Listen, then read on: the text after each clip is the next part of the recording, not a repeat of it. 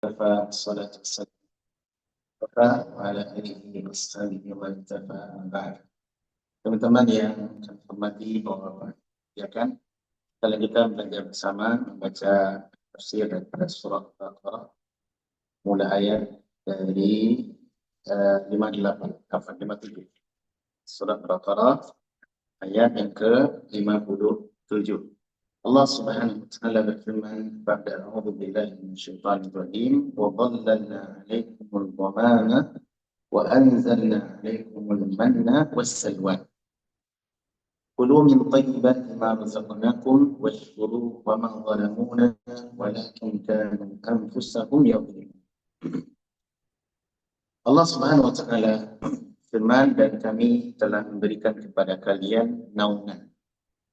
Al-ghamam di sini maknanya adalah naungan semacam awan yang menaungi atau melindungi orang yang bawahnya dari kepanasan. Wa anzalna 'alaikumul manna wassalwa, dan kami turunkan pula kepada kalian al-man wassalwa. Apa maksud man dan wassalwa nanti kita akan jelaskan sesuai urutan tafsir. Maka makanlah yang baik-baik dari apa yang kami rezekikan kepada kalian. Kami tidak pernah berbuat zalim, tapi mereka lah berbuat zalim atas diri mereka sendiri. Ayat yang ke-57 ini teman-teman masih kuat munasabah, korelasi hubungannya dengan ayat sebelumnya, yaitu berbicara tentang tahapan kehidupan dan bagaimana sikap Bani Israel di fase Tih, itu di tanah Linglung, tanah perjanjian yang sebelum mereka masuk ke Baitul Maqdis di Palestina. Maka mereka dibuat linglung oleh Allah Subhanahu wa taala di tanah itu, di daerah Tih itu. Para ulama menyebut dengan Tih. Sebagaimana yang Allah syariatkan dalam Al-Qur'an ketika mereka disuruh oleh Allah setelah selamat dari kejaran Firaun dari Laut Merah, lalu mereka diperintahkan oleh Allah Subhanahu wa taala untuk masuk ke Baitul Maqdis. Tapi sayangnya Baitul Maqdis ini sedang dikuasai oleh suatu kaum yang dikenal dalam sejarah dengan kaum Amalik. Kaum Amalik namanya, orang-orang yang berbadan, yang bertubuh kuat dan perangnya kencang. Perangnya cukup kencang. Meskipun demikian, Bani Israel diperintahkan oleh Allah melalui Nabi Musa untuk masuk ke sana berperang dengan mereka. Insya Allah menang. Insya Allah menang. Tapi sayangnya Bani Israel mereka adalah mayoritasnya bangsa pengecut.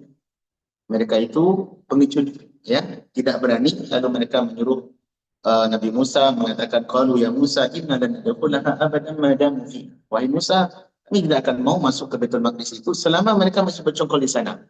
"Fadhhab anta wa rabbuka faqatila inna hahuna qa'idun." Sudah, pergi saja kamu dengan Tuhanmu berdua, perang berdua. Kami duduk sini nonton. Nah, itu perkataan siapa, Pak? Bani Israel. Padahal ini perintah Allah SWT. Perintah yang Allah sebutkan di dalam Taurat untuk mereka. Kemudian apa kata Nabi Musa? Qala rabbi inna la amliku illa nafsi. Rabbi inni la amliku illa nafsi wa akhi. Wahai Allah, saya tidak mampu menguasai mereka kecuali diriku dan saudaraku. Maksudnya Nabi Harun. Kalau Nabi Harun bisa diajak. Ya. Kemudian fafruq bainana wa bainal qaumil fasiqin. Sudah pisahkan kami antara saya dengan kaum pembangkang itu, kaum yang fasik itu. Lalu apa kata hukuman dari Allah untuk mereka? Qala, Allah berfirman, fa inna muharramatu alaihim. Ya sudah, kalau begitu saya haramkan negeri Palestina itu, maksudnya Baitul Maqdis itu untuk Bani Israel. Ya. Arba'ina sanatan yatihuna fil ardh. Dan selama 40 tahun lamanya mereka muter-muter di padang pasir itu, daerah Tih itu. Maka kata Tih itu dari ayat ini lah, yatihuna fil ardh. Selama 40 tahun mereka muter-muter di sana. Nggak ada rumah, nggak ada sayur, nggak ada air, nggak ada buah. Itu gimana, Pak? Coba. Hidup, dan itu udah bukan 10-20 orang, Pak. Yang mati saja, yang murtad saja dengan sebab sendiri menyembah anak sapi, itu 70.000 banyaknya. Itu yang nyembah tuh, Pak. Yang masih bingung ada pula, yang tetap di atas tauhid, konsisten di atas tauhid ada pula. Berarti mungkin ratusan ribu jumlah mereka. Tinggal di padang pasir yang luas, tidak ada maklamat apapun. Tidak ada payung, nggak ada air, nggak ada stok makanan. Kira-kira gimana kondisinya? Menyeramkan, menakutkan. Bisa mati berjamaah itu, Pak. Nah, di fase T ini, sebagaimana di ayat sebelumnya Allah sudah menyebutkan ketika Nabi Musa datang menemui Allah untuk untuk menjemput Taurat, maka ternyata terjadilah penyembahan kepada anak sapi atau penyembahan kepada sapi yang dibikin dari emas oleh Samiri. Dan itu selama 40 hari bang, murtad 70,000 orang. Dalam 40 hari bang. Kalau umat Nabi Muhammad ada potensi murtad bukan 40 hari. Pagi beriman, sore sudah murtad. Ada yang sore beriman, masih muslim, pagi sudah murtad. Nah, ya. Apalagi di zaman sekarang, frekuensi syahwat, fitnah, syubhat itu sangat besar sekali. Melalui medsos, ya, misalnya itu. Peluang sangat besar, sangat banyak. Nah, Samiri berhasil menyesatkan Bani Israel 70,000 orang lebanyaknya selama durasi 40 hari saja. Lalu apa yang terjadi? Allah memerintahkan, mereka bertanya, wahai Musa, kami sudah salah. Kalau itu bagaimana cara kami bertobat? Cara mereka bertobat mana kan? Saling bunuh satu dengan yang lain. Jadi mereka 70,000 itu Pak, dibariskan. Salah satu tafsir menjelaskan, mereka itu dibariskan berdua, ya, saling membawa benda tajam, semacam belati atau misalnya. Lalu tiba-tiba Allah SWT jadikan langit hitam, gelap. Dan mereka tidak melihat saudaranya, mungkin di depannya adalah ayahnya, di depannya mungkin ibunya, di depannya mungkin saudaranya, di depannya mungkin anak lelakinya. Ya, karena mereka sudah jatuh kepada penyembah sapi, lalu tiba-tiba gelap, mereka merasakan tangan, langsung ditutup. Dan bergelimpangan mayat sebanyak 70,000 dari Bani Israel. Sebagai apa Pak? Hukuman atas dosa mereka, dan dengan cara itulah taubat mereka diterima. Dengan cara itu, taubat mereka diterima. Dan ini juga senada dalam Islam. Kalau dalam Islam, taubat mungkin diringankan. Tetapi juga ada hukum bagi orang yang keluar dari Islam. Hukum riddah namanya. Apa hukum riddah dalam Islam? Dibunuh. Kata Nabi SAW dalam hadis sahih, "Man baddala dinahu faqtuluh." Siapa yang berani mengganti agamanya, maka hukuman baginya halal darah, dibunuh. Tapi perlu diberi peringatan, maksudnya melakukan ini bukan perorangan, bukan komunitas, tetapi waliul amr, atau pemerintah yang sah. Pemerintah yang sah. Ala kulli hal, maksud dari ini ada kesamaan hukum, ya, yaitu hukum bunuh, tetapi di dalam Islam kalau dia bertobat maka tobatnya diterima, dan itu lebih diringankan oleh Allah SWT. Dan sebab apa? Dengan sebab rahmat Allah untuk umat Nabi Muhammad. Karena umat ini adalah umat yang disayangi. Nabi SAW mengatakan dalam hadis sahih, hadhihi ummatu marhumah. Umat ini adalah umat yang disayang oleh Allah SWT. Diampuni dosanya, mudah diampuni, dan tidak perlu taubat seperti tadi, Pak. Ada orang berbuat syirik, ya, keluar Islam, kemudian masuk lagi. Kalau dia benar-benar bertobat, maka dosanya diampuni Allah Subhanahu Wa Taala. Cukup dengan apa? Taubatun nasuha, taubat yang benar, yang sungguh-sungguh, maka diampuni. Dan ini syariat yang Allah ringankan Pak untuk Nabi Muhammad dan umatnya. Wa yadha'u anhum israhum wal aghlal allati kanat 'alaihim. Nabi yang Allah utus untuk umat ini adalah Nabi yang mengangkat semua beban-beban berat dari sisi hukum. Dari sisi hukum, di mana ditimpakan kepada umat terdahulu, untuk umat ini tidak. Kalau dulu Pak, contohnya, teman-teman kita kena najis baju. Kalau umat terdahulu, cara bersihkannya gimana Pak, taharahnya? Harus dipotong tuh daerah yang kena najis. Itu dulu Pak, itu sambal, baru bisa beribadah. Kalau umat ini tidak, cukup dengan taharah, suci, hilang aroma, hilang bau, hilang rasa, berarti sudah bersih. Gampang tak Pak? Gampang, alhamdulillah. Dan ini alhamdulillah atas nama Islam. Nah, setelah mereka saling membunuh satu dengan yang lain sebagai tanda cara taubat mereka diterima oleh Allah SWT, lalu mereka pergilah 70 orang, sekitar 70 orang dari para tokoh-tokoh yang tersisa dibawa oleh Nabi Musa untuk bertemu Allah SWT, memintakan maaf atas Bani Israel yang telah terlojok, tergelincir menyembah sapi dari emas, ya. Lalu 70,000 itu ketika Nabi Musa berbicara dengan Allah di Bukit Tur Sina, mereka mengatakan, lan nu'mina laka hatta nara Allah jahra. Wahai Musa, kami tidak mau beriman kepadamu sampai kami melihat Allah dengan mata langsung. Gitu. Lalu apa yang terjadi, Pak? Fa akhadhatkumus sa'iqatu wa antum tanzurun. Lalu tiba-tiba Allah menyambar mereka dengan apa? Dengan petir dari langit yang mengatakan suara yang memekakan, lalu mereka mati seketika.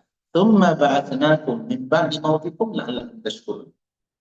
Lalu setelah itu kami hidupkan, kami bangkitkan kalian kembali agar kalian bersyukur. Maksudnya kata para ulama, mereka meminta kepada Allah untuk melihat Allah. Lalu disambar. Kenapa disambar? Nah, mereka ingin melihat Allah bukan untuk beriman, tidak Pak. Tapi lebih kepada mengejek, mengolok-olok Nabi Musa alaihissalam. Maka dia mengatakan, lan nu'mina. Kami tidak mau beriman. Gitu. Padahal Nabi Musa sudah, kalau dari sisi mukjizat, mukjizat apa lagi yang kurang Pak? Laut dipukul dengan kejaran Fir'aun langsung membelah menjadi 12. Itu mukjizat apa yang kurang? Mereka lihat sendiri itu. Dan mereka rasakan nikmatnya. Ketika mereka sampai di seberang Laut Merah menuju ke Palestina, maka mereka melihat laut yang begitu luas, jalan terhampar dengan mudah dijalani, dan mereka melihat semua sudah selamat. Lalu Fir'aun dan bala tentaranya puluhan ribu banyaknya di belakang ditutup oleh Allah dengan air, dan mereka melihat sendiri. Dan itu nikmat tersendiri untuk mereka Pak. Kenapa? Karena melihat musuh yang berniat begitu bersangatan membunuh kita, kita melihat kehancuran dan kesudahan dan kehancurannya. Itu nikmat untuk mereka. Tapi mereka tetap tidak beriman. Lalu apa yang terjadi? Allah sambar mereka dengan petir dan mati. Kata para ulama bukan pingsan Pak, tidak. Benar-benar mati. Benar-benar mati. Cuma Nabi Musa alaihissalam berkata kepada ya Allah, ya, apakah engkau akan, apa yang akan aku katakan kepada Bani Israel nanti? Kalau saya pulang, saya bawa ini 70 yang tersisa dari kepala-kepala suku. Ini orang-orang hebat ini. Orang-orang hebat. Terus kali mereka sudah mati.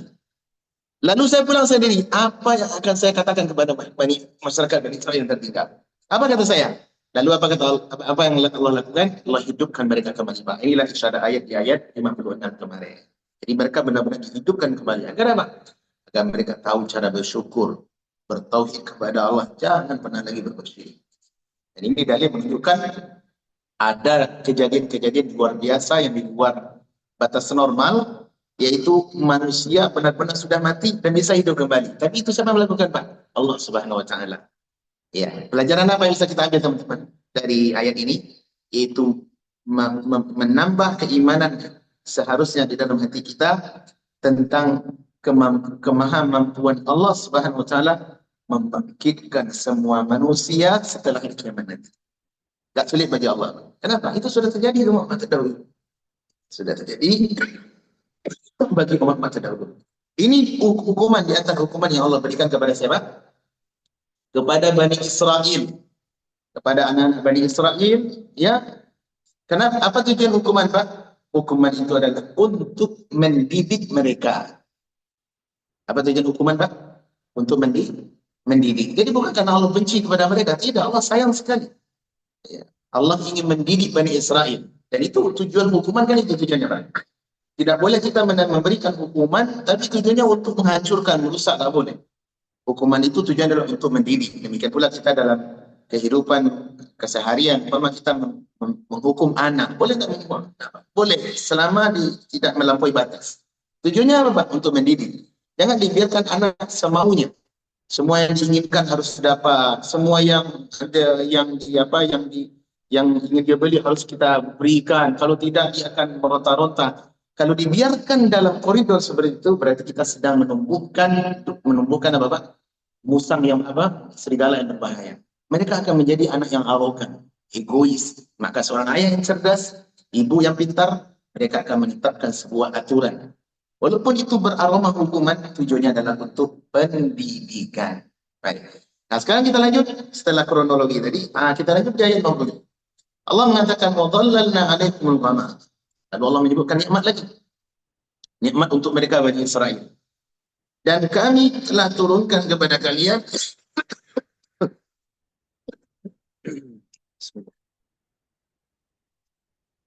dan kami telah berikan kepada kalian naungan.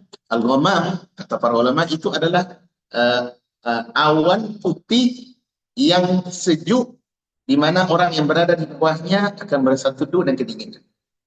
Dalam keadaan dingin yang sejuk gitu. Apa tujuan ini Pak? Tujuannya adalah untuk melindungi Bani Israel yang jumlah mereka masih ada tersisa dari yang terbunuh tadi. Jumlah mereka ribuan yang masih tersisa itu dinaungi oleh Allah Subhanahu Wa Taala dengan naungan awan. Kenapa Pak? Karena mereka tidak punya rumah, atap tempat tinggal mereka adalah langit langsung. Kalau siang dengan panasnya, malam dengan dinginnya. Nah, ketika di siang hari mereka tidak kuat, wahai Musa, tolong minta kepada Tuhan. Yang Bani Israel kan gitu gayanya. Kalau meminta kepada Nabi Musa, tolong mintakan kepada Tuhanmu. Mereka tidak mengatakan kepada Rob kita, enggak. Coba, sombong nggak tuh Pak? Sombong, ini ongas Pak. Ongas bin sombong. Itu. Padahal mereka tahu Rob mereka adalah Allah SWT, tapi mereka malas, berat lidahnya untuk mengatakan Tuhan kami, Rob kami.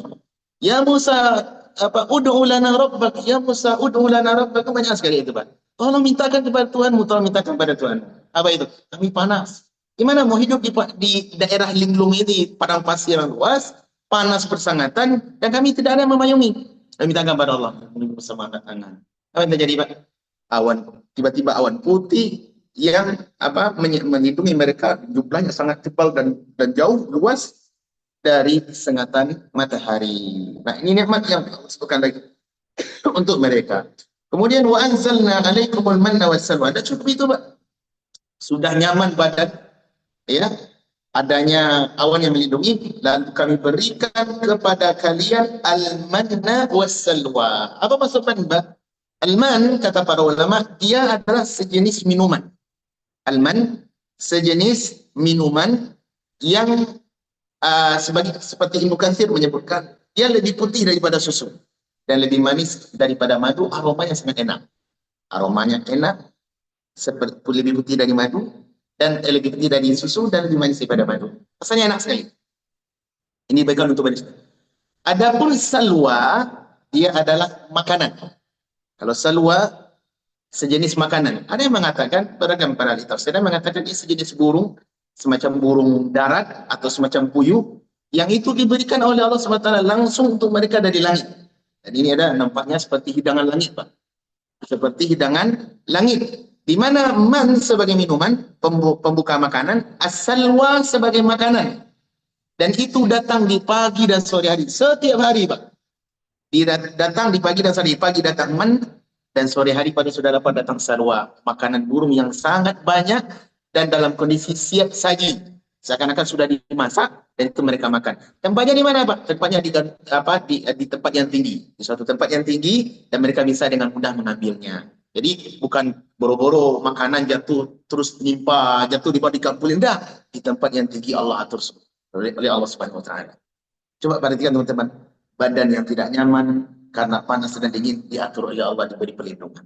Setelah itu kebutuhan perut. Ini kan manusia kan itu kebutuhannya Pak.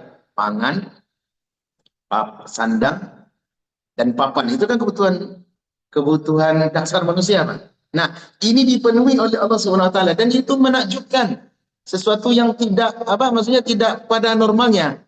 Datang tiba-tiba hidangan dari langit. Kemudian kata Allah SWT, kulu min tayyibati ma razaqnakum. Makanlah dari yang baik-baik yang telah kami berikan rezeki kepada kalian. Wa ma zalamuna, dan kami tidak pernah berbuat zalim. Allah tidak pernah berbuat zalim. Yang sering zalim itu manusia. Yang sering berbuat zalim itu siapa? Kita manusia. Manusia yang sebarlatah untuk berbuat dosa dan maksiat, lupa dan lupa lagi. Itulah kita manusia. Ya. Dan tidak mau, jarang sedikit di antara manusia itu yang sadar kembali kepada kebenaran. Jadi Allah Subhanahu Wa Taala tidak zalim.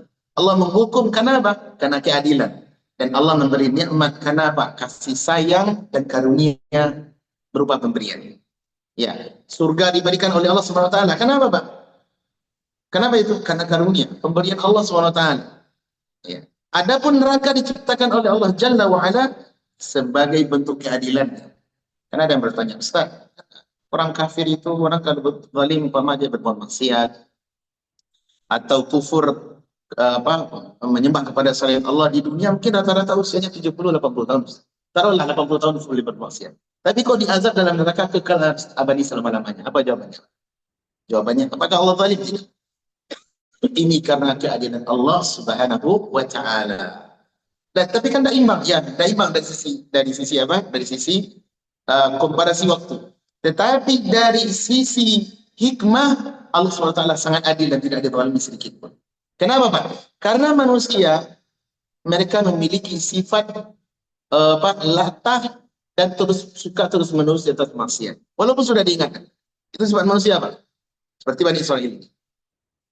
Coba andaikan manusia mereka yang sudah candu kepada kesyirikan, memang benar-benar yakin di atas jalan syaitan, menyembah kepada selain Allah. Andaikan mereka menyembah kepada selain Allah selama 80 tahun, kemudian mati, lalu dihidupkan lagi oleh Allah, apa yang mereka lakukan? Mereka menyembah terus. Andaikan mereka diberi usia 1 juta tahun, 1 miliar tahun, umpamanya, mereka akan tetap di atas kesyirikan. Apakah Allah zalim? Mengadab orang-orang kafir dalam neraka khalidina fiha abada, kekal selama-lamanya? Tidak. Allah berada di atas keadilan. Maka Allah katakan, wa ma zalamuna, kami tidak pernah berbuat tadi, walakin kanu anfusahum yadhlimun.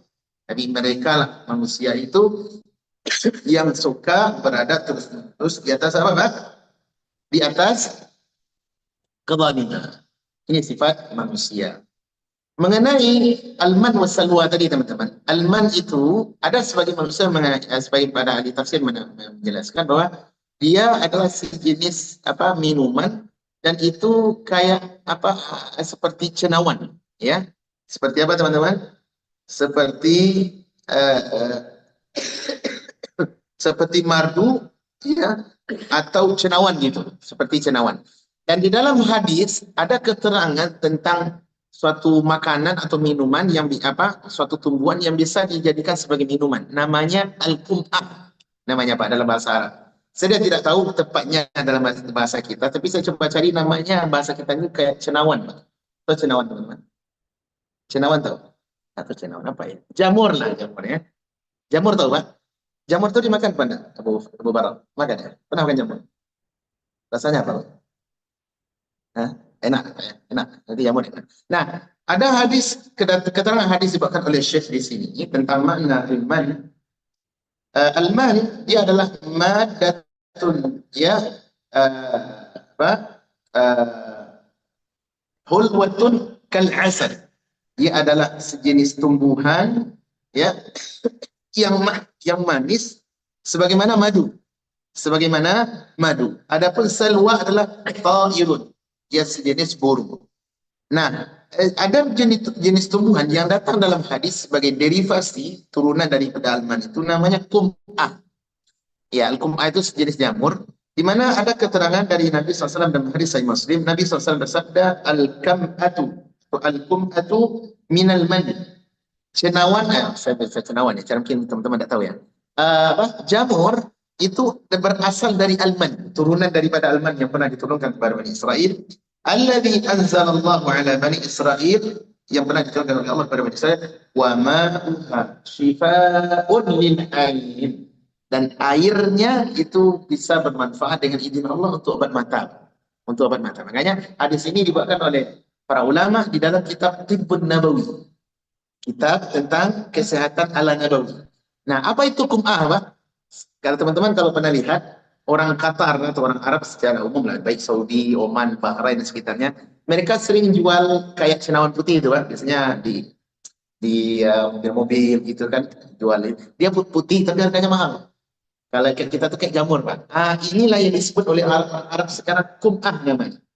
Kalau benar itu kum'ah, yang kata Nabi SAW, syifa'ul lil ain, airnya bermanfaat untuk obat mata, maka itulah yang dimaksud. Wallahu a'lam. Tetapi saya hanya menyampaikan hadis bahwasanya jamur seperti itu dia berasal dari alman, turunan derivasi dari alman gitu, dan airnya insya Allah bermanfaat untuk kesehatan mata. Dan kalau dimakan itu juga bagus. Makan juga bagus. Baik, selesai kita ayat 57. Kita lanjutkan ayat 58. Di ayat 58 Allah berfirman, wa izqulna, ya, lil mala'afan wa izqulna dakhulu hadhihi al-qaryah. Dan ingatlah ketika kami berkata kepada mereka, maksudnya siapa ini? Bani Israel. Jadi ayat ini, teman-teman, walaupun turun kepada Nabi Muhammad SAW tentang menceritakan Bani Israel, seakan-akan dia khitab untuk orang Yahudi yang ada di Madinah. Karena ayat ini kan fase-fase Madinah ini, Pak. Ingatlah ketika Allah berbicara kepada Musa dan berbicara kepada Bani Israel, itu adalah khitab untuk orang Yahudi di fase Madinah. Qainuqa, Bani Nadir, ya. Untuk mereka ini, Pak, ayat ini. Tetapi meskipun demikian, pelajaran-pelajaran bisa kita jadikan sebagai teladan. Dan ingatlah ketika kami berkata kepada mereka, masuklah kalian ke dalam kota ini. Fakulu minha haitsu syi'tum ragada. dan makanlah oleh kalian apa saja dari rezeki berupa tumbuhan, buah-buahan, biji-bijian yang ada di negeri itu sepuasnya. Wadkhulul baba sujada, dan masuklah kalian ke dalam negeri ini dalam keadaan rukuk atau sujud. Wa qulu hittatun naghfir lakum khatayakum, dan ucapkanlah sembari masuk dalam keadaan rukuk tadi kata hitta. Hitta artinya adalah ampuni dosa kami ya Allah. Naghfir lakum khatayakum, kami pasti ampuni dosa dan kesalahan kalian. Wa sanazidul muhsinin, dan kami pasti menambah kebaikan untuk orang-orang yang berbuat baik. Ayat ini teman-teman masih lanjutan dari fase T tadi. Setelah fase T itu berlanjut selama 40 tahun Pak. Di masa ini Pak, banyak sekali tragedi-tragedi yang unik-unik, yang khariqul adah, kata para ulama, yang di luar kebiasaan manusia normal. Kejadian-kejadian unik seperti tadi ya, turun makanan dari langit sebagai hidangan dari langit, ya. Kemudian awan tiba-tiba menemui mereka. Banyak kejadian-kejadian Pak. Nah, di fase ini pula lah wafatnya Nabi Harun dan Nabi Musa. Siapa yang dulu wafat? Nabi Harun Pak. Nabi Harun diceritakan oleh sebagian nabi sejarah. Beliau wafat ketika bersama berdua dengan Nabi Musa naik ke sebuah tempat yang tinggi. Lalu di sana tiba-tiba Allah takdirkan Nabi Harun wafat. Dan Nabi Musa pulang sendiri. Lalu apa kata Bani Israel? Musa telah membunuh Harun. Jadi coba jahatnya Bani Israel itu, nabinya dituduh pembunuh. Padahal mereka yang membunuh para nabinya. Fariqan kadzabu wa fariqan yaqtulun. Sebagian para nabi mereka dustakan, sebagian lain mereka bunuh. Sampai ada yang mengatakan 70 nabi dibunuh dalam sehari oleh orang Yahudi. Oleh apa? Oleh mereka Bani Israel. Mereka jahat sekali. Ya, jahat luar biasa. Nah, ketika Nabi Harun ditakdirkan wafat oleh Allah SWT, lalu Nabi Harun Musa dalam keadaan sedih pulang, dan mereka menuduh Musa telah membunuh Harun. Lalu Nabi Musa tidak tahan, Pak, disakiti terus seperti itu. Beliau berdoa kepada Ya Allah, nampakkan kepada kaum bagaimana bagaimana Harun itu wafat, bukan memang karena takdir dan bukan karena aku yang membunuhnya. Lalu tiba-tiba dilihatkan kepada mereka, dan barulah mereka faham bahwasanya mereka sudah tergelincir di dalam tuduhan, di dalam prasangka dan tuduhan. Setelah itu tidak lama Nabi Musa pun wafat. Jadi Nabi Musa alaihissalam wafat di fase T ini Pak. Nah pertanyaan, siapa yang melanjutkan estafet perjuangan kepemimpinan Bani Israel? Ialah Yusha ibn Nun Al-Fatah yang Allah sebutkan dalam surah Al-Kahfi ketika menemani Nabi Musa menemui Nabi Khadir. Ya, wa idh qala Musa li fatahu atina ghada'ana, itu tuh Yusha bin Nun ini. Nah, Yusha bin Nun ini teman-teman, dia adalah anak muda atau lelaki yang perkasa, disegani kepercayaan Nabi Musa alaihissalam. Nah, ketika Nabi Musa meninggal dunia, nah, maka estafet kenabian sekaligus kepemimpinan di Bani Israel dipegang oleh Yusha bin Nun ya alaihissalatu wassalam. Nah, ketika Yusha bin Nun, ada juga yang mengatakan Yusha bin Nun kemudian juga dipimpin nanti dibantu oleh oleh pemimpin yang lain yang bernama Khalid ibn Yufanna. Khalid ibn Yufanna. Nah, Yusha ibn Nun inilah yang mendapatkan perintah dan melanjutkan perjuangan perang untuk memasuki Baitul Maqdis. Memerangi siapa, Pak? Amalik. Pasukan Amalik yang menguasai apa? Yang menguasai Baitul Maqdis. Masuklah mereka berperang. Ketika sudah terjadi perperangan, Pak, dan perperangan itu terjadi tepatnya pada hari Jumat. Pada hari Jumat. Nah, ketika hari Jumat sudah mau sore, otomatis matahari sebentar lagi terbenam. Perang masih ada, Pak, masih tersisa, masih ada musuh yang mau dikalahkan. Baitul Maqdis belum dikuasai sepenuhnya. Lalu matahari akan terbenam. Apa kata Yusha bin Nun? Dia meminta kepada Allah SWT dengan berkata kepada matahari, wahai matahari, ya, innaki ma'muratun wa ana ma'murun. Sesungguhnya engkau ada diperintah oleh Allah berjalan di cakrawala, berjalan di orbitnya perjalanan engkau. Dan aku juga hamba yang diperintahkan oleh Allah untuk memerangi bangsa Amalik agar Palestina bebas dari penjajahan. Nah, kalau begitu, ya, berhentilah engkau dengan izin Allah. Lalu matahari terhenti, Pak, dan perang terus berlanjut. Kenapa? Karena kalau matahari terbenam, Pak, perang belum selesai, harus berhenti. Dulu itu aturannya. Matahari terbenam, perang usai. Kembali ke kabilah masing-masing. Besok pagi lanjut. Dan itu alasan pertama. Adapun alasan yang kedua, untuk Bani Israel, saat itu ada syariat bahwasanya hari Sabtu adalah hari yang mereka muliakan.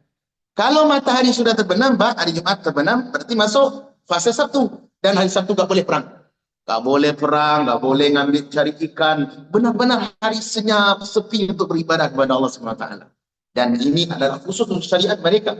Untuk kau sebagaimana orang Nasrani dipilihkan oleh Allah hari Ahad. Dan untuk Nabi Muhammad dan syariat kita dipilihkan oleh Allah hari Jumat. Hari yang dijadikan hari yang agung.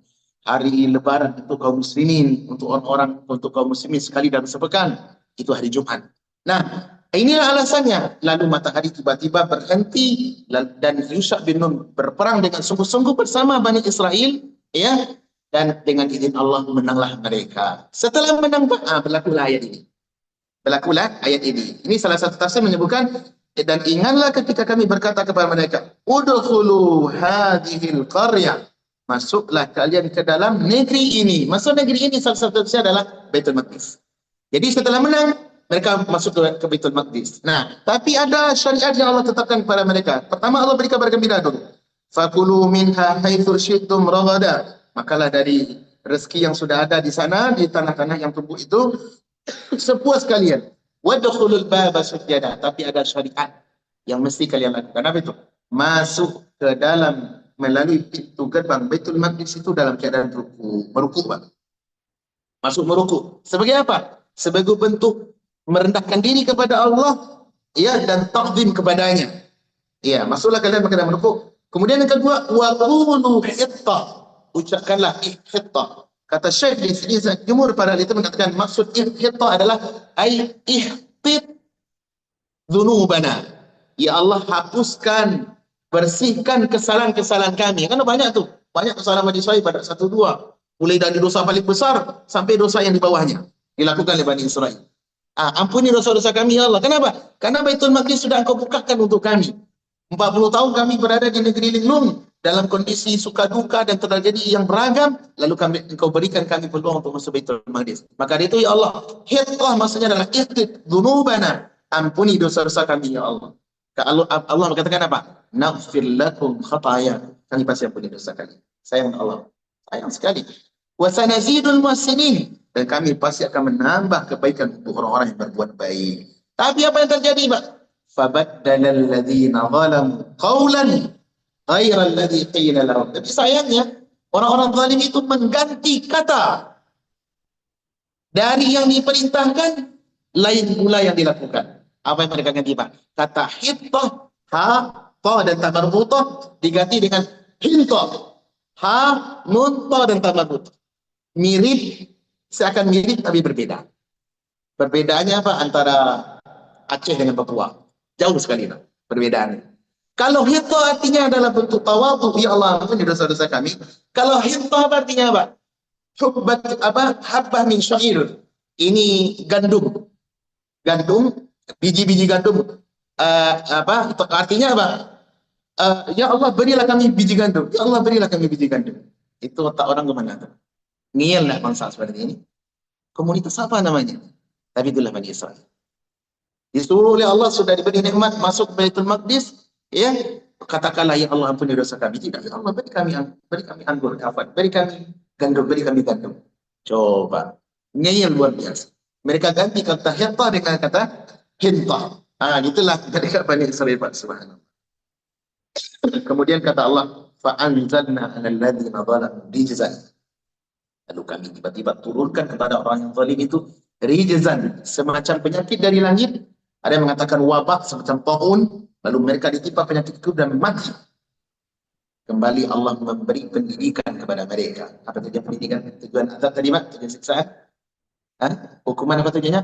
Untuk mendidik. Hukuman itu untuk pendidikan. Dan Bani Israil layak untuk dididik. Layak untuk dididik. Lalu Allah turunkan kepada orang yang zalim itu rijzan minas sama, ay al-wabah. Ya, taun atau penyakit dari langit. Bima kanu yafsukun, karena sebab kefasikan mereka. Fasik, betul, fasik. Tahu kebenaran tapi diolok-olok. Lain yang diperintah, lain pula yang dilakukan. Itu kebiasaan manusia. Iya, yang dipinta ini, yang diperintah yang dilakukan sih.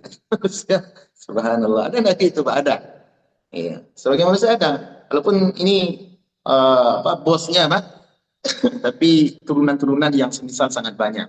Disuruh untuk mempelajari tentang sirah Nabi, mengikuti sunnah Nabi, mereka sibuk dengan maulid Nabi. Disuruh untuk mempelajari, mengambil pelajaran dari peristiwa Isra Mi'raj, mereka peringati Isra Mi'raj. Tapi dengan cara apa? Goyang-goyang lah, mengundang artis-artis, wanita-wanita tidak senonoh. Di belakangnya nama nabinya Isra Mi'raj Nabi Saw gitu ya.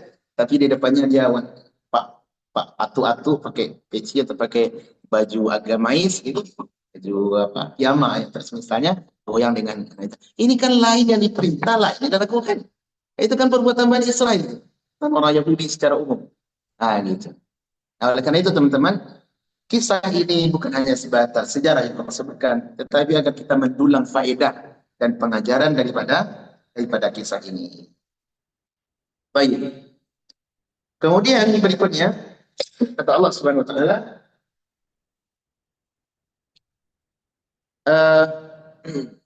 di sini saya ingin menyebutkan teman-teman apa faedah-faedah daripada dua ayat yang sudah kita baca tadi, ya 2 atau 3 ayat. Coba di sini kata Syekh, beliau mengambilkan daripada hidayah ayat ini. Pertama adalah tadhkirul abna bi ayyamil aba bi idhatin wal i'tibar. Perlunya peranan sejarah, mengingatkan sejarah kepada anak-anak terhadap apa yang terjadi yang pernah dialami oleh orang-orang tua kita dahulu. Sebagai apa, Pak? Li'idhatin wal i'tibar, agar menjadi nasihat dan pelajaran. Ini kan nasihat ini untuk Bani Israel di Madinah ini, Pak. Apa tujuannya? Agar mereka ingatlah dulu nenek moyang kalian, kakek moyang kalian seperti ini, seperti itu. Itu tujuannya, agar kalian sadar. Kalau dulu mereka kafir kepada Nabi Musa, kalian sebagai cucu yang sudah cerdas hari ini, jangan ikuti nenek moyang kalian, berimanlah kepada Muhammad. Nabi Muhammad itu diutus untuk kalian juga. Muhammad diutus bukan untuk Nabi komunitas, bukan Rasul kalangan Arab saja, tidak, untuk seluruh alam. Bahkan orang Indonesia pun juga kebagian. Gitu. Itu pelajaran. Yang kedua, tarkul jihad id wajaba yusabbibu li ummati dhulli wal khusran. Meninggalkan jihad, syariat jihad, kalau memang itu sudah saatnya dibutuhkan, ya, lalu ditinggalkan, maka itu sebab daripada kemerosotan umat dan kehinaan. Jadi Bani Israel dihinakan oleh Allah dengan apa? Dengan cara siksaan tadi itu, difasiti 40 tahun mutar-mutar di sana, tak tahu, tak jelas. Mau keluar gak bisa, gak tahu, tiba-tiba bingung. Sebagai apa? Sebagai hukuman atas sikap mereka yang enggan untuk berjihad. Ini berlaku sampai akhir zaman. Kata Nabi SAW umat beliau, kalau kita meninggalkan jihad, maka kehinaan akan menemani kita. Kata Nabi SAW dalam hadis yang sahih, "Idza zara'tum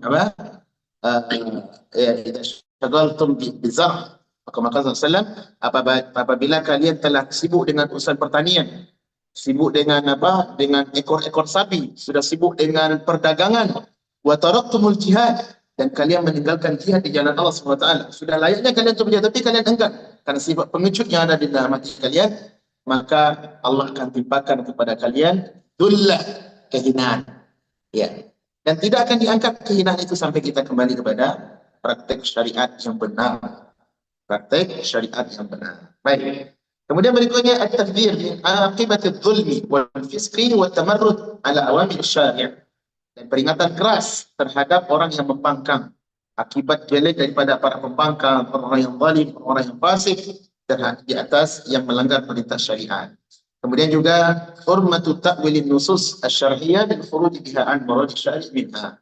Itu orang-orang yang diharamkan mengganti perintah, ya, dengan sesuatu yang makna yang lain.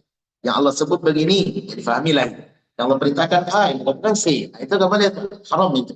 Ya, hukumnya haram.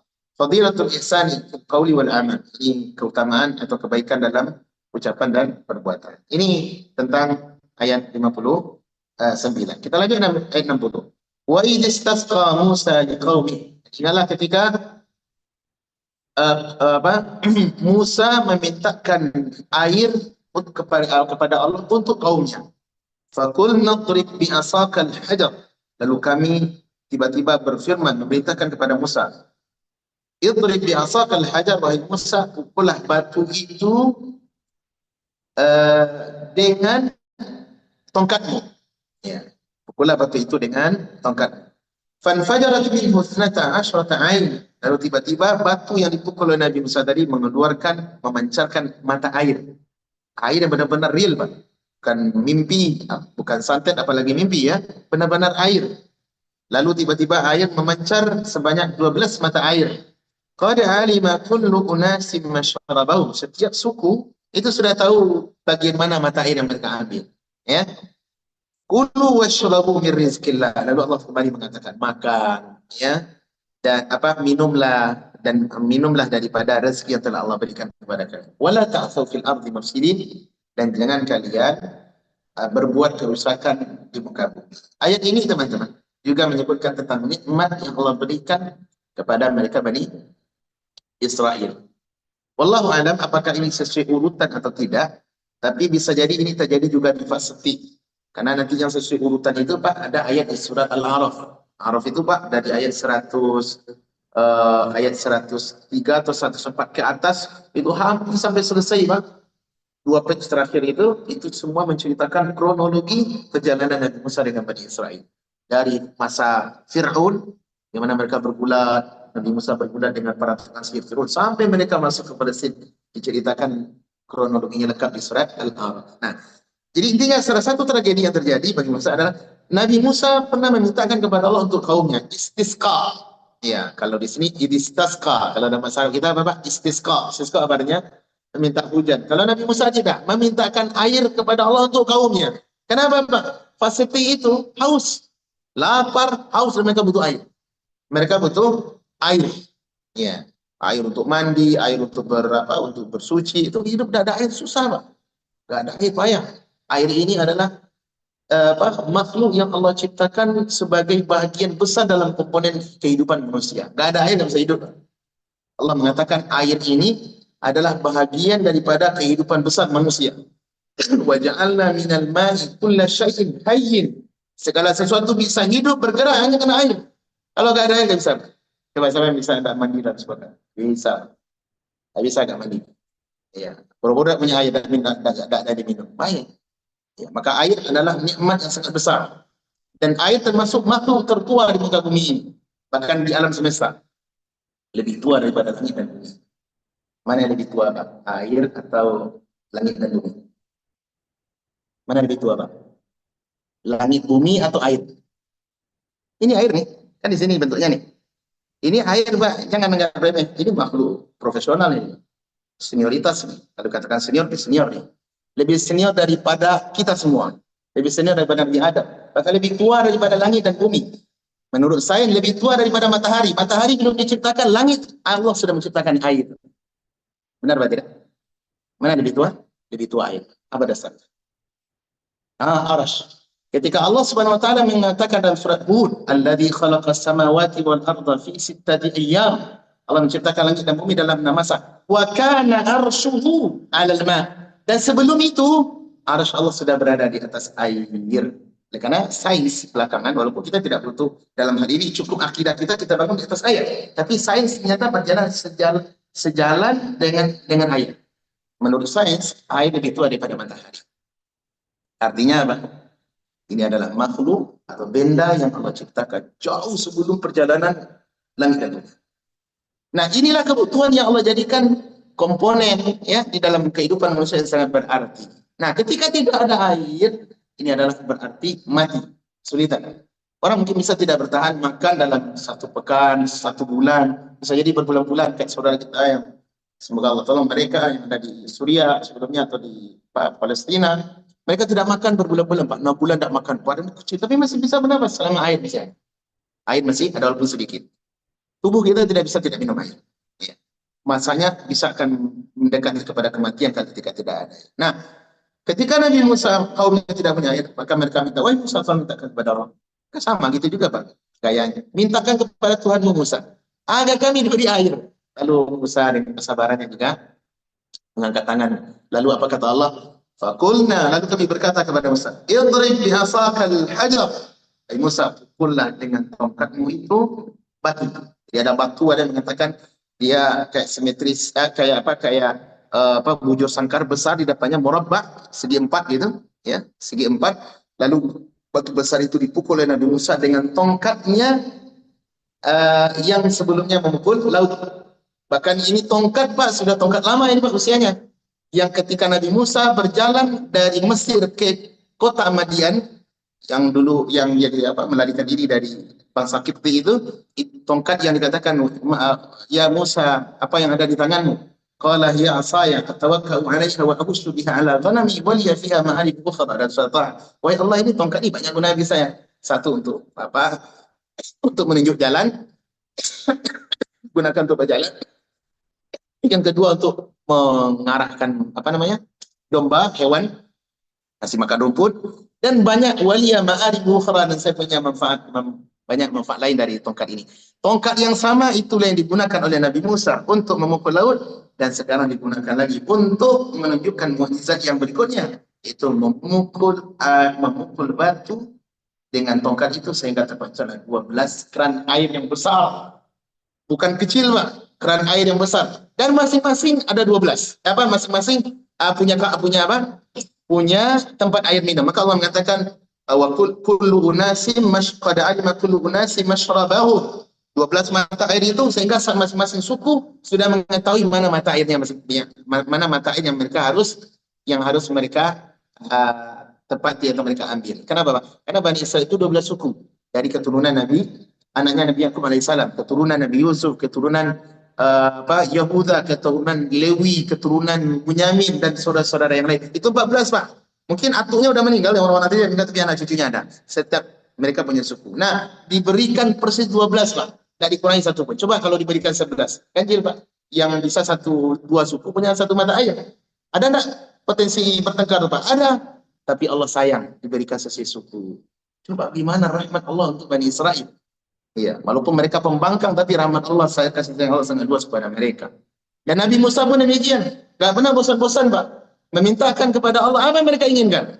Minta ini dikasih, minta itu dikasih, minta itu dikasih. Demikianlah Nabi Musa sabarnya kepada Bani Israel. Dan Musa sangat penyayang kepada Bani Israel. Musa sangat penyayang kepada Bani Israel. Dan walaupun sering dizalimi, dibuli, tapi Nabi Musa tidak pernah kasar kepada mereka. Ya. Karena kalau Nabi Musa memukul mereka bisa saja Pak. Musa itu keras.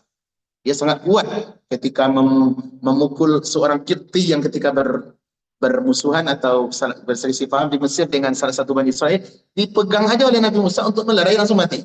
Kuat Nabi Musa itu Pak. Kuat. Karena para nabi rata-rata diberikan kekuatan lebih daripada 10 lelaki normal. Kalau dia memukul sangat kuat sekali. Nah gitu.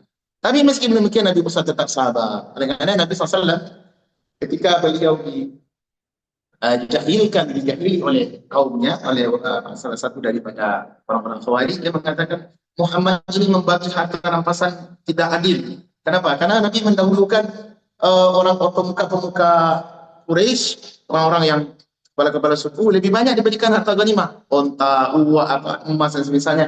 Adapun para sahabat yang lain tidak. Apa tujuannya Pak? Ada hikmah. Itu agar mengambil hati mereka, litaklifil qulub, untuk melembutkan hati. Kemudian ini Abu Sufyan masuk Islam, kan dia Abu Sufyan masuk Islam Pak. Kenapa? Karena Abu Sufyan itu orang yang rakus harta. Ketika diberikan apa yang dia suka, lalu mereka mengatakan, Muhammad kalau bersedekah bagikan orang yang tidak takut dengan kemiskinan. Lalu dia mengatakan, wahai kaum, masuklah Islam. Dia masuk Islam dulu. Dan itu cara trik Nabi dalam berdakwah.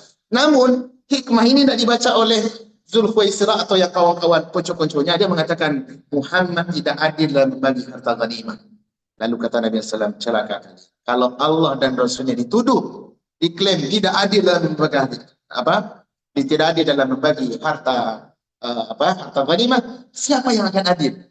Lalu Nabi mengatakan SAW, dan ini kebutuhan kita di teks ayat ini, farahimallahu Musa, dan semoga Allah merahmati Nabi Musa. Kenapa Pak?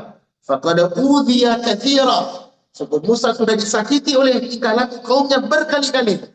Fasabar.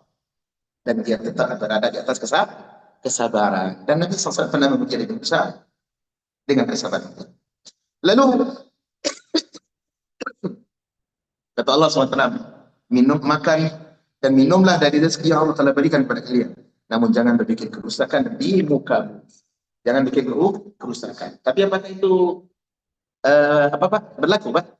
Mereka masih bikin onar apa tidak? Masih Pak bikin onar. Khusus Yahudi yang sekarang. Yahudi itu Pak bagian dari Bani Israel. Iya, saya tidak tahu apakah mereka mungkin belakangan ya, tapi yang kata Yahudi itu adalah salah satu dari Bani Israel. Walaupun Bani Israel itu bukan Yahudi saja. Israel kan punya banyak anak, Nabi Yakub punya banyak anak. Ada suku ini suku A sampai 11. Tapi salah satu suku yang selalu suka membuat kerusakan adalah suku dari anaknya Yahuda yang sekarang disebut dengan Yahudi. Saya tidak tahu apakah mereka memang keturunan itu, ya tapi tidak perlu yang penting nama. Karena kan Yahudi itu tidak semuanya Bani Israel, benar tak? Ada orang Indonesia yang Yahudi. Ada Pak. Indonesia itu ada orang Yahudi Pak. Saya kalau tidak salah pada era Sulawesi atau mana saya pernah lihat di YouTube, wajahnya wajah kita Pak. Tapi beribadahnya di sinagog. Mereka beribadah menjadi minoritas di wilayah itu dan mereka mengatakan kami adalah warisan daripada agama Yahudi. Yahudi. Ada di Indonesia ada Yahudi Pak, tapi mereka minoritas. Apakah mereka keturunan Yakub? Saya yakin tidak, karena wajah sama dengan saya, Pak. Lebih kurang dengan Bapak. Wajahnya sama. Dan itu bukan keturunan Israel. Tapi mereka adalah termasuk orang Yahudi. Nah, oleh karenanya kalau Yahudi lakabnya lebih kurang seperti ini. Ngeyel, membangkang, suka ngolok-ngolok Allah dan menyelisihi para nabi mereka. Baik. Kemudian kata Allah, "Wa idh qultum ya Musa, lan nasbira 'ala ta'amin wahid." Dan ingatlah ketika kalian berkata, "Wahai Musa, kami tak sabar dengan jenis makanan satu saja." Ya. Fad'u lana rabbak. Kembali dia bilang, tolong Tuhan kan, doakan kami kepada Tuhanmu. Minta lagi kepada Tuhanmu. Yukhrij lana mimma tumbitul ardu min baqliha. Akan ditumbuhkan dari tanah yang tempat kita tinggal ini, dari bumi ini, berupa baqliha. Baqal itu sayur. Dengan kata baqalah, Pak, itu dari ini, Pak. Bakalah, kita kan orang di Qatar sering dengar, kemana Pak? Ke Bakalah sebentar. Bakal dari kata ini. Bakal artinya adalah tempat yang jual sayur mayur, tomat, mentimun dan sebagainya. Itu bakal ini. Bakal ya. Tumbuhkan bagi kami sayur mayur. Wa kithaiha dan mentimunnya. Wa fumiha wa adasiha wa basaliha. Bawang putihnya, adasnya, adas apa ya? Ada tuh adas. Adas itu sejenis kacang. Biji-bijian. Sejenis kacang. Kalau kita di makbaz atau tempat jual roti-roti yang dibikin langsung itu, kalau di sini namanya apa? Saya tidak tahu dia apa ada. Kalau itu dulu sering makbaz. Itu ada adas di situ. Adasnya semacam biji-biji. Biasanya itu dimasak dengan apa? Dengan bumbu. Itu enak itu bisa pakai roti. Adasnya wabasaliha dan bawang merah. Bawang putih, adas dan bawang merah. Sayur-sayur, timun, bawang putih, adas dan bawang merah. Mereka minta kepada Allah kepada Nabi Musa untuk dimintakan kepada Allah SWT. Berikan kami itu. Tidak sabar dan memakan jenis makanan satu saja. Ya. Apa kata Allah? Qala, Allah berfirman. Nabi Musa berkata, "Atastabdiluna alladhi huwa adna billadhi huwa khair." Apakah kalian Bani Israel mau meminta kepada Allah, mau mengganti, meminta tujuannya untuk mengganti nikmat yang lebih baik daripada yang kalian minta. Ini yang kalian minta itu standarnya, standar bawahan. Yang sudah diberikan justru yang terbaik. Apa itu? Manna dan salwa. Burung panggang yang sangat lezat dan minuman, sejenis minuman yang lebih baik daripada madu. Apa? Kalian mau mengganti. Ini standarnya standar bintang 7 ini, Pak. Standar bintang 5. Kalian minta makanan kaki 5. Ini kalian tuh cerdas apa cerdas? Nah, gitu lah bahasa kita. Atastabdiluna alladhi huwa adna billadhi huwa khair. Mau minta yang lebih rendah kelasnya, yang lebih baik sudah Allah selalu berikan patang dan bagi. Kalian kenyang, puas sepuasnya makan Pak. Bukan hidangnya tuh kayak ala Prancis lah, kalau orang sekitar ala Prancis. Sebang ambil itu sepuasnya, ambil sepuasnya Pak. Nggak bayar, tinggal masak, nggak perlu memikirkan dapur. Kadang kalau kita melihat Pak makanan yang sudah siap saji, segar, bahkan nasi kotak gitu kan. Yang kita lihat kan kotaknya saja Pak. Pernah nggak kita melihat dapurnya di mana? Prosesnya susah tuh Pak. Kalau ini enggak, Allah siapkan langsung fresh, hangat, minumannya segar sedangkan dari langit. Tapi justru mereka ngeyel, minta, "Woi Musa, sabar makanan kayak gini aja terus menerus."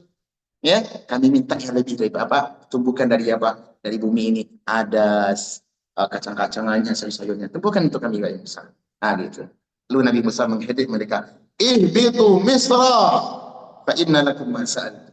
Sudah kalian turunlah, pergilah ke berbagai negeri. Maksudnya Israel ini bukan Mesir ya Pak. Israel ini kata para ulama maksudnya adalah negeri mana saja.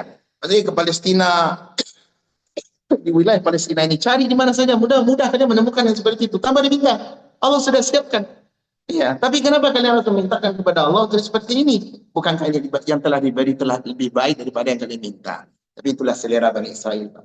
Diberi yang kelas atas, tapi justru kelas rendah. Ini banyak manusia, Pak. Diberi yang baik, tapi sukanya yang mana, yang bawahannya rendah. Diberi istri yang salehah, yang baik, yang sopan, yang menghargai kehormatannya, tapi dicari yang macam, yang haram. Diberi rezeki yang halal, dah merasa cukup, cari yang haram. Itulah manusia, Pak, sifatnya. Dan ini telah berlaku bagi Bani Israel, yang diteruskan oleh sebab eksapetnya oleh para pejuang-pejuang nafsu dan syahwat yang menyesatkan. Lalu Allah mengatakan, pergilah kalian kepada berbagai daerah, maka kalian akan mendapatkan apa yang kalian minta, ya, apa yang kalian minta. Ihbitu misran fa inna lakum ma sa'altum wa duribat 'alaihim adh-dhillatu wal maskanatu wa ba'u bil ghadabi min Allah. Iya, dan Allah menimpakan kepada mereka kehinaan, kebukaan dan kemarahan karena perbuatan mereka, Pak. Ya, dzalika bi annahum kafaru bi ayatillah. Dan itu karena sebab ulah mereka, mereka adalah kaum pendosa, ya. Dan mereka adalah orang yang maaf ya, sekarang batuk. Dzalika bi annahum kanu yakfuruna bi ayatillah. Hal itu karena mereka telah kafir kepada ayat-ayat Allah SWT. Wa yaqtuluna an-nabiyyina bighairil haqq, dan perbuatan jeleknya kaum Yahudi itu atas cara umat Israel, mereka telah membunuh banyak para nabi tanpa argumen yang dibenarkan. Para nabi dibunuh. Dan sejarah para nabi itu sangat banyak. Sangat banyak nabi-nabi yang dibunuh oleh Bani Israel. Misalkan itu sifatnya, Pak. Datang Nabi kepada mereka, Nabi itu berterusan. Wafat satu Nabi, diutus lagi Nabi yang lain. Banyak sekali untuk Bani Israel itu, para Nabi. Nah, ketika mereka menemui Nabi, apabila Nabi itu sesuai dengan hawa nafsu mereka, itu terima itu. Wah, ini cocok hukumnya. Tapi kalau bertentangan dengan habitat, kebiasaan mereka, atau syahwat mereka, sudah mereka dustakan, kalau tidak mau, ya dibunuh. Gitu. Dan beginilah kebiasaan orang-orang Yahudi di dalam membantai para nabi. Kalau para nabi saja dibantai, Pak, maka tidak ayat kita melihat apa yang terjadi di Palestina. Wanita dibantai, anak-anak dibunuh, orang tua dicekik, dibom dan semisalnya. Dah hayal, Pak, para nabi jadi gitu kan. Para nabi mereka. Apalagi yang tidak kena mengenal, yang tidak kena mengenal kayak kita ini. Karena mereka masih menganut ideologi siapa saja selain Yahudi di dunia ini, mereka adalah hewan yang diciptakan oleh Allah untuk berkhidmat kepada mereka. Jadi kita hewan-hewan mereka, Pak, menurut orang Yahudi. Jadi tidak ada rasa segan mereka membunuh selain bangsa Yahudi.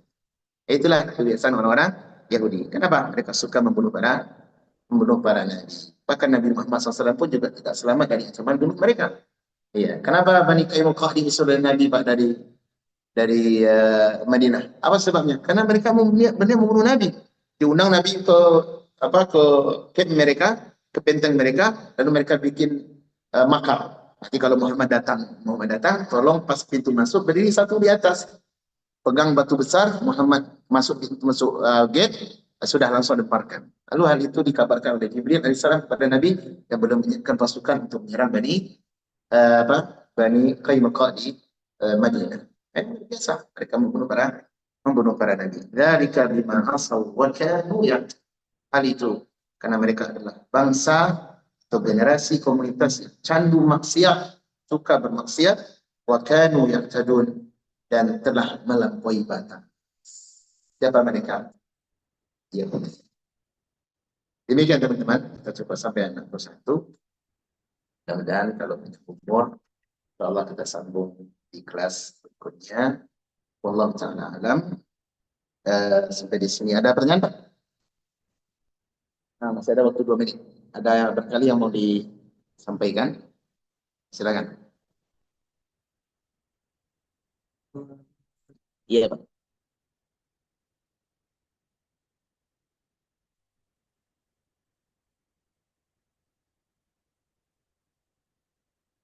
Kebutuhan apa, Pak? Aha. Iya, Pak. Riddah maksudnya, murtad.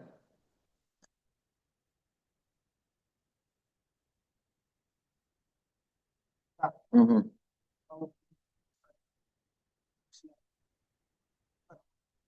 Untuk orang Indonesia. Oh iya, kalau untuk orang Indonesia, dia begini, yang memperlakukan itu adalah pemerintah. Dan tentu kalau pemerintah, mereka yang memakai hukum Islam, yang menggunakan hukum Islam. Kan riddah itu sama dengan apa, Pak? Dengan hukum bunuh. Nah, hukum bunuh sama hukumnya dengan hukum rajam. Apakah pemerintah menetapkan takzir, namanya takzir itu semacam syariat memberikan keluasan kepada pemerintah untuk menghukum kriminal-kriminal yang kriminal-kriminal tertentu. Dan itu secara pemerintah, apakah dengan hukum yang lain. Tapi kalau hukum syariat terkait orang yang murtad, maka dibunuh. Yang melakukan adalah umara, para pemimpin. Nah, pertanyaan sekarang, apakah di Indonesia berlaku? Sekiranya pemerintah kita menganut hukum Islam, dalam artian pure, memang hukum Islam dibantaskan terkhusus dalam paling tidak aspek ini. Siapa dari kaum muslimin yang murtad, maka diberlakukan KUHP-nya, hukumnya adalah bunuh. Nah, gitu. Bisa saja. Tapi kan itu tidak berlaku. Hal itu tidak berlaku. Dan ini hanya berlakunya bagi negara-negara atau para pemimpin yang menetapkan hukum Islam. Ya. Allah. Tapi ada juga baiknya, Pak. Ada juga hikmahnya. Kalau sekiranya umpama seseorang dia murtad keluar dari Islam, ya, dan dengan harapan kalau dia kembali lagi kepada Islam. Ini terjadi dulu di masa setelah Nabi SAW meninggal dunia. Setelah beliau wafat, banyak orang-orang pinggiran kota itu, Pak, terkhusus Arab namanya, bahasa kita Badui ya. Orang-orang Badui itu yang mereka murtad keluar Islam. Nah, sebagian mereka kan di perang itu oleh Abu Bakar. Dia Abu Bakar memenangi orang yang menolak zakat, tidak bayar zakat, dan salah satunya itu yang murtad keluar dari agama. Ya, berat perjuangan Abu Bakar. Sebagian yang murtad itu diperangi mati, ada yang bunuh, dan juga sebagian mereka ada yang masuk Islam, kembali masuk Islam. Jadi pernah murtad. Oleh karenanya, masalah definisi sahabat itu kan para ulama ada yang lebih luas mencakupkannya, Pak. Di antara makna sahabat adalah satu, beriman kepada Nabi, kemudian wafat di atas wafat dia beriman kepada Nabi, pernah melihat Nabi, dan wafat di atas Islam. Sebagian para ulama menambah dua sedikit makna sahabat. Walau takhallala birriddah, walau diselingi dengan riddah, maksudnya sempat keluar Islam dan masuk Islam lagi, tetap disebut sahabat. Nah, gitu Pak, di antara makna sahabat. Artinya ada peluang mereka kembali dan belum diberlakukan hukum bunuh, maka ini lebih baik, ya, lebih baik untuk personalnya, dengan harapan dia berpikir ulang, ya, menemukan kebenaran di dalam Islam, cahaya yang terang, lalu menemukan kegelapan dan kezaliman di agama kesyirikan, lalu mereka sadar, sadar lebih baik daripada Islam, sudah mereka kembali ke Islam. Jadi itulah tentang hukum. Secara hukum tetap berlaku, dan praktiknya ini pemerintah. Apakah Indonesia atau tidak, ya kita tunggu saja. Pemerintah kita diperbaiki oleh Allah Subhanahu wa taala. Terima kasih banyak Pak atas kebersamaannya. Wassalamualaikum warahmatullahi wabarakatuh.